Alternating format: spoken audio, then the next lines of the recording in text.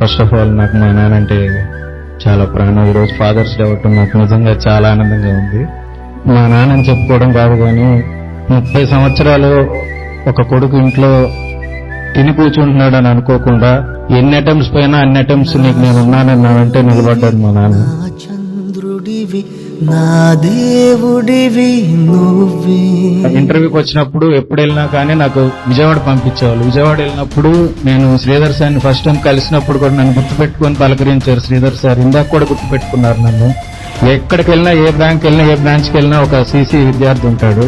ఠాగూర్ సినిమాలో అందరూ ఒక ప్రతి గవర్నమెంట్ ఇన్స్టిట్యూట్ లో ఉన్నట్టు ప్రతి బ్యాంకులో ఒక శ్రీధర్ సీసీ వాళ్ళు ఉన్నారు.